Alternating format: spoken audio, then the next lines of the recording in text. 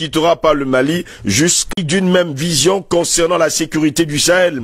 Dire à la France de quitter le Mali, c'est demander aux terroristes de dominer la surface terrestre et semer la terreur.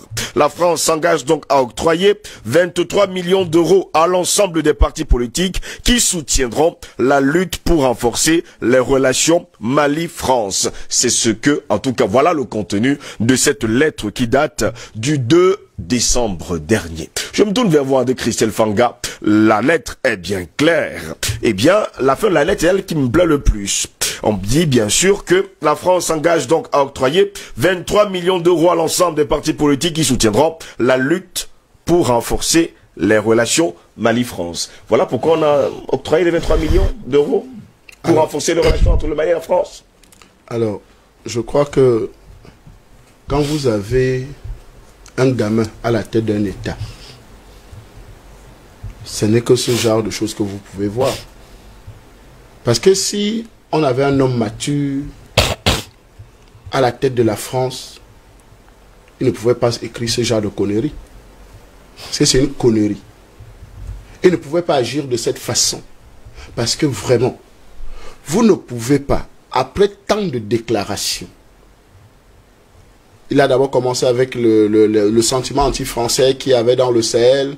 Il a appelé les chefs d'État, venez m'expliquer pourquoi il y a le sentiment anti-français. Ok, si vous ne voulez plus de l'armée française au Sahel ou bien au Mali, nous on s'en va. Si vous voyez des déclarations à l'emporte-pièce pendant plusieurs temps et au même temps. Et quand vous regardez la lettre aujourd'hui, vous comprenez qu'en réalité, c'est un gamin qui a à peine passé sa puberté. Parce que M. Macron a un âge pubère qui le dérange. Parce que n'ayant pas connu une bonne sexualité, est aujourd'hui dans une posture où il est dérangé. C'est dur quand même avec Christelle Fanga. Mais bien sûr. Ouais, on parle quand même d'un chef d'État. Écoutez, quand il parle de nos présidents là, de manière bizarre, on leur dit rien. Donc, vous comprenez que c'est un garçonnette même, à la limite, qui ne comprend rien à la diplomatie, qui ne comprend rien à la politique, si elle existe, la diplomatie. Parce que nous avons longtemps prouvé que non, il n'y a pas de diplomatie. Donc, quand il écrit aux partis politiques, est-ce que c'est les partis politiques qui vont en guerre, qui vont sur le terrain? Non. Les partis politiques sont là pour faire la politique, ne sont là que pour vanter leur idéologie ou bien vanter leur programme politique pour obtenir le pouvoir. Mais maintenant, M. Emmanuel Macron écrit aux partis politiques, et en décembre. Hein? Oui, en plein cœur. Nous sommes d'ailleurs en plein décembre. En plein cœur de décembre. Oui. Pourquoi? Parce qu'en réalité, avant, parce que tout ça, c'était les préparatifs de son arrivée au Mali. Qui était prévu pour hier. Lundi 20 décembre. Lundi 20 décembre. Donc, il avait déjà tout mis en place. En réalité, les 23 millions d'euros, c'était pour mobiliser la classe politique, une certaine classe politique, qui devait faire barrage au peuple malien qui avait déjà apprêté les tomates, les œufs pourris et tout le reste pour l'accueillir avec. Donc, on donnait ces 23 millions d'euros pour essayer de mobiliser une certaine classe politique pour faire ce barrage, en fait, diviser pour mieux régner. C'est du machiavélisme simplement. Donc on devait exciter ces 23 mousquetaires, essayer de vous mobiliser là, essayer de mobiliser la société civile et tout, pour faire croire que non, la France est la bienvenue au Mali. Parce que la vérité c'est que ce n'est pas seulement Assimi Goïta le problème. Le peuple malien dans son entièreté a décidé de chasser la France de son territoire. Les différents mouvements, vous avez vu, dans le mouvement Yerewolo et tout le reste là, qui se mobilisent au quotidien pour dire que non à la France, abat la France dégage. Alors là, maintenant, utilisant ces méthodes habituelles, parce que la France a 3 méthodes, je vais en citer 2. Première méthode, c'est la corruption. Si la France voit qu'elle est faible quelque part, elle utilise les méthodes de la corruption. C'est ce qu'elle a longtemps utilisé dans la France-Afrique. C'est ce qu'elle a longtemps utilisé pour prendre possession de nos différents territoires, la corruption. Maintenant, quand elle voit que la corruption ne passe pas, elle passe par un deuxième plan. Le deuxième plan, c'est les assassinats. Donc, on a affaire à un chef d'État assassin. Et c'était dans cette logique qu'il venait au Mali pour assassiner Assimi Goïta. Je dis bien, il venait au Mali pour assassiner Assimi Goïta. Je vous ai fait un rappel ici. Avant que la France n'entre en action, il met d'abord ses pions. Quand il ne réussit pas à utiliser les nègres de maison, il utilise ses propres hommes, ses barbouzes. C'est-à-dire, vous vous rappelez, on a à côté de nous un historien qui connaît bien ces histoires. Ces barbouzes qui, parfois des sociétés multinationales, vous vous rappelez de la grande époque de Elf. Oui. Qui est devenu Total aujourd'hui. Total Fina Elf à un moment donné. Exactement. Avec le célèbre Bob Denard et tout le reste. On a fait le reportage sur la dernière vidéo que vous n'avez montée pendant l'émission. C'est l'espion. Celui qui se présente comme philosophe. Celui qui se présente... Bernard-Henri Lévy. Bernard-Henri Lévy. Il se présente comme philosophe, journaliste, écrivain. Il se présente sur tous les noms. Alors que c'est le plus grand livreur d'armes chez les terroristes. Dans les groupes armés. Donc, la France utilise une deuxième arme, celle des assassinats. Donc, elle utilise ses barbouzes. J'ai pris l'exemple des multinationales. Ces multinationales vous créent. Et c'est ce qui est en train de vouloir se passer au Cameroun. Parce qu'aujourd'hui, le JICAM, par exemple, est devenu un caillou dans la chaussure du gouvernement camerounais. Le JICAM décide de ne pas tenir le Cameroun, de ne pas participer au Cameroun Business Forum, qui réunit le secteur privé et le secteur public. Vous comprenez cet affront? La plupart de ceux qui commandent le JICAM, c'est qui? C'est les multinationales. Donc, en réalité, il ne faut pas qu'il y ait dialogue parce qu'il faut briser cette harmonie entre l'État et le privé.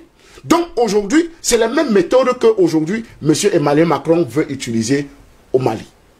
En donnant l'argent, corruption, ou bien les assassinats. Donc, dans leur programmation, il y avait ces deux options-là qui étaient mises en place. Et maintenant, pour mieux alimenter, ou bien pour mieux habiller, parce que c'est un habillage qu'ils essayent de faire, ils invitent la CEDEAO, ils invitent le président, en fait, celui qui commande le G5 Sahel, le G5 Sahel actuellement, c'est-à-dire le fils Déby, qui est au Tchad actuellement.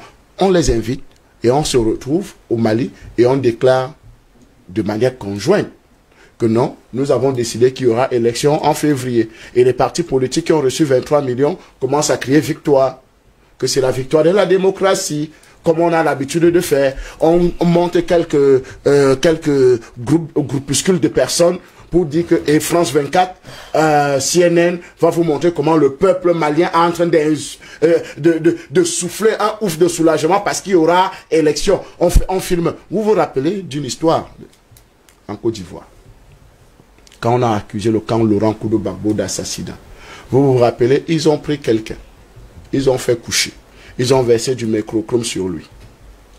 Ils ont versé du mercurochrome. Pas une seule personne. Hein. Ouais, mais ils ont pris on a versé du mercurochrome sur ces personnes.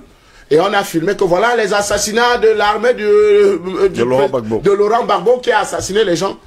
Ils avaient oublié que leur montage qu'ils faisaient, il y avait une caméra autre cachée qui était quelque part, qui filmait toute la cérémonie. Finalement, quand ils ont fini de faire la scène, et France 24 a pris les images et tout le reste commençait à publier. C'est là où on a fait, maintenant on a sorti la vraie vidéo alors complète du montage. Comment les gens peuvent mourir aujourd'hui et ressusciter 10 minutes après. Les mêmes gens qu'on a dit que l'armée de Laurent Gbagbo avait assassiné se sont encore réveillés à l'instant. Donc voilà les scénarios qu'on monte au fur et à mesure. Et ça c'est les méthodes françaises. Et je finis avec cet exemple. Alpha Condé, pour qu'il quitte le pouvoir, il a reçu Nicolas Sarkozy une semaine avant. Vous savez que ce que Nicolas Sarkozy était venu faire, d'ailleurs même, tout ce que Nicolas Sarkozy a reçu ou bien a salué, ils ont fini comment? On venait renouveler des marchés hein, avec Nicolas Sarkozy. Mais je dis bien, tous ceux qui a reçu le refus, on va le dire comme ça, d'Alpha Condé. D'Alpha Condé, tous ceux qui se sont rebellés contre la France et qui ont accepté un tête-à-tête, une audience avec une autorité française, ont fini comment? D'autres 6 pieds sur terre, d'autres hors du pouvoir, d'autres en exil, d'autres en prison. Donc voilà les méthodes françaises. Et je pense que Assimi Goïta a compris en disant que non, Ton auto-invitation d'abord n'est pas recevable. Et même s'il faut que tu viennes, il n'y a pas de tête-à-tête, il n'y a pas de rencontre à l'aéroport, donc on ne se voit pas. Donc, il n'y a pas de point de presse, il n'y a pas de conférence de presse, absolument rien. Et vous savez pourquoi ils refusent le point de presse? Parce qu'ils vont venir avec leur micro, non? RFI va venir avec son micro empoisonneur. Parce que c'est leur stratégie. Quand vous voyez les journalistes, vous français là, vous croyez que c'est des quoi? C'est des espions. Tous sont payés d'abord au Quai d'Orsay. Tous sont payés par là. Donc, quand vous regardez RFI France 24, et moi ça m'étonne, et je vous ai toujours dit ici, les leaders africains, chefs d'État comme leaders politiques qui accordent des interviews à ces chaînes de télévision là, le jour qu'ils changent de langage, c'est-à-dire deviennent panafricanistes, sachez que c'est un piège. Et on vous comprend parfaitement, André Christelle Fanga. Docteur Chouankab, je vais me tourner vers vous.